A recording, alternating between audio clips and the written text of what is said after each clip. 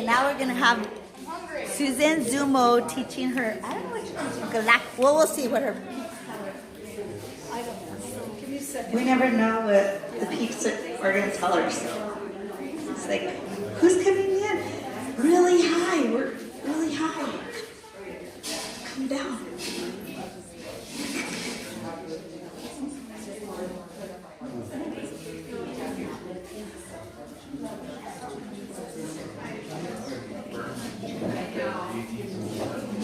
Ready? Are they here? They're here.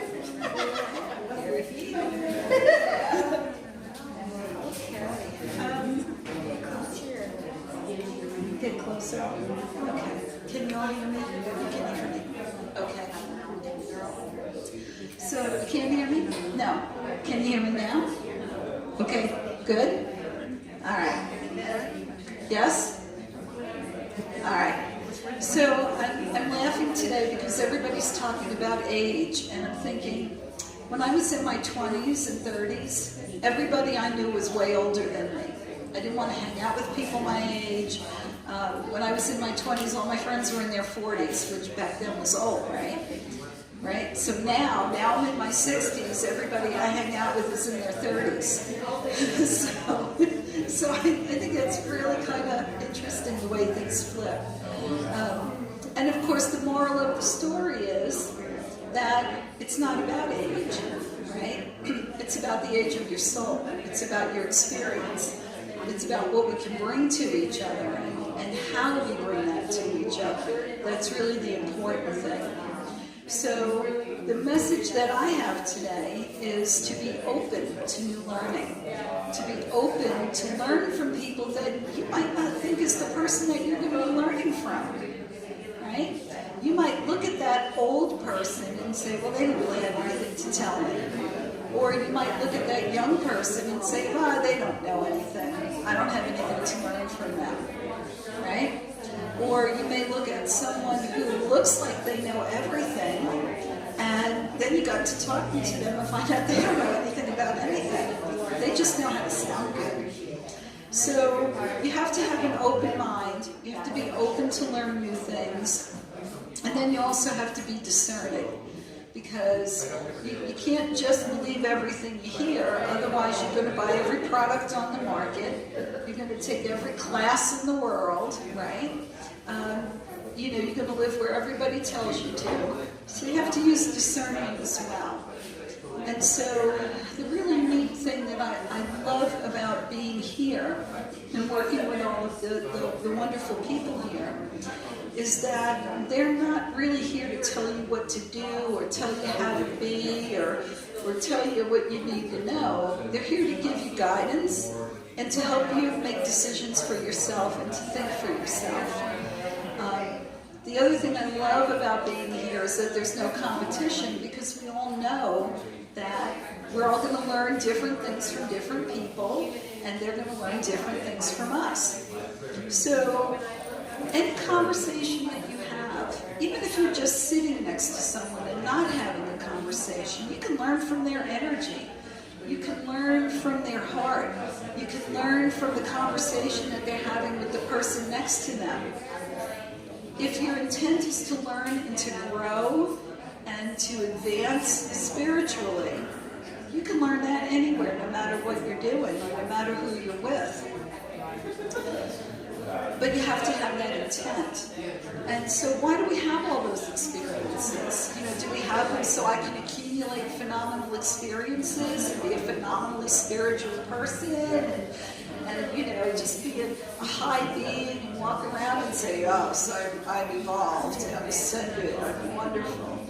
No, right? Although people do that. We have all those experiences so that we can share them with each other, so we can help each other grow, we support each other growing. So, you all know this, but everyone says, if someone tells you they know how to do it and they're the way to do it, you should run. run, right? There is no only one way. If there was one way to do it, there would be one book, there would be one class, there would be one teacher, there would be one classroom, right? There would be one shampoo, there would be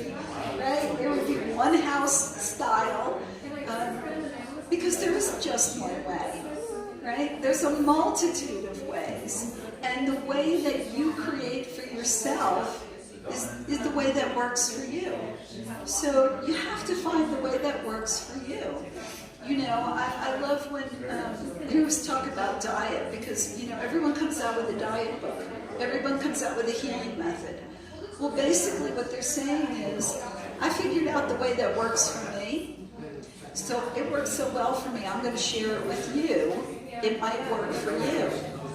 But then what happens? The doctors get a hold of it and go, this is the only way. This is the only diet. This is the this. This is the that.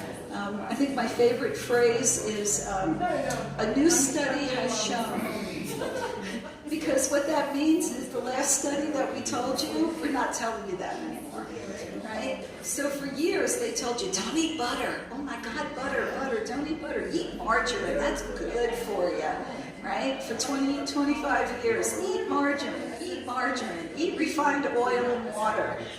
And then one day they came out and said, well, a study has shown that blah, blah, blah. It's okay to eat butter again. Right? So you have to figure this stuff out for yourself.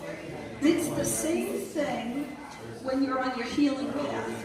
It's the same thing when you're looking to answer your own questions. Gather information. Find out what worked for other people, and then sit with it and make it work for you. Make sure it's going to fit for you.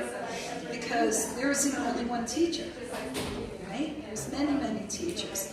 And that's really the kind of thing that I always want to hammer home whenever I get my hands on a microphone, is many, many teachers. The best teacher is the one within. That's the one you got to go listen to, right? So you have to hear about those. Oh, yeah, that's exciting. All right. So you almost needed a healing. So, right? All right, healing a burden. So I would encourage everyone here to talk to everyone here. Go sit with everyone here. Go look at their things and find out what they do. Because they might learn something from you and you might learn something from them. You might discover somebody who is extremely compatible and somebody that brings you great joy and a new knowledge, and a little light bulb goes off. And that's kind of the fun thing about all of this, right?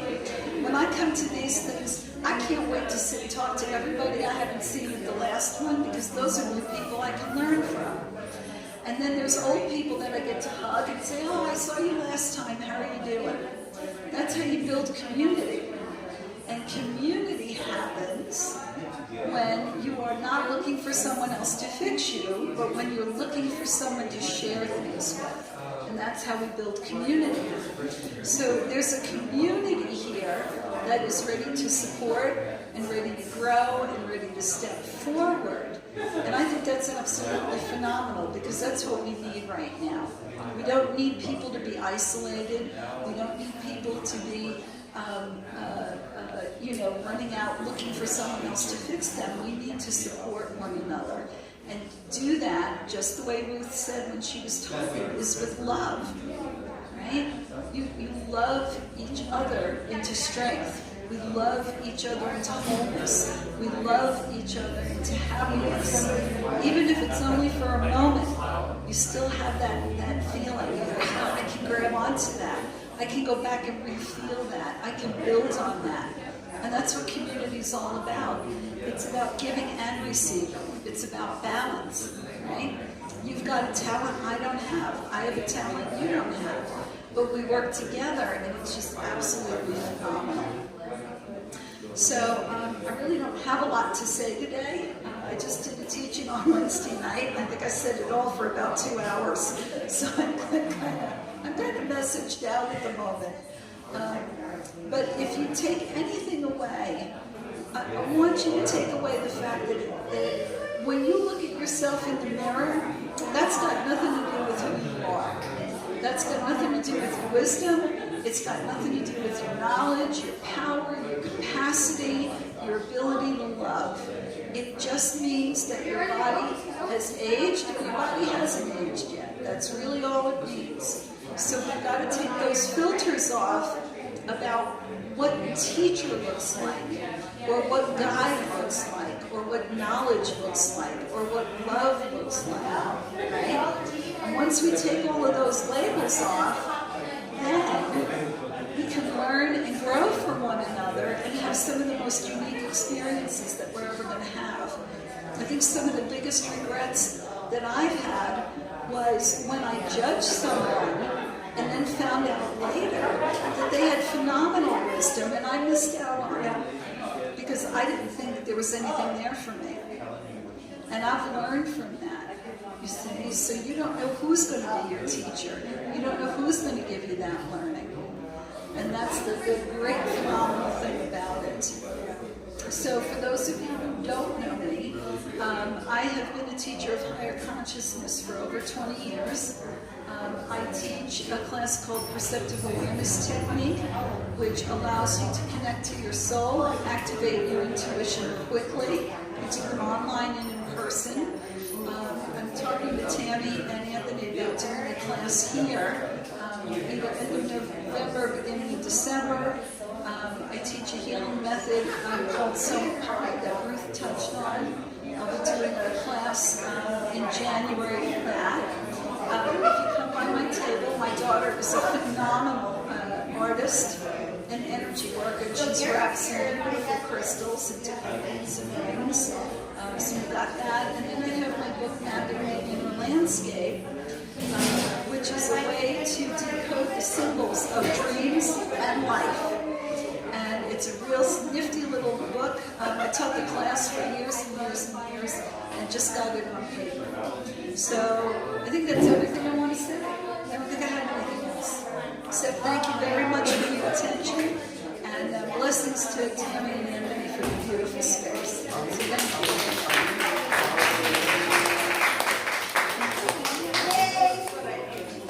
Turn off your phone. You're waiting in it. Do a dance. Turn off that phone. Do a dance.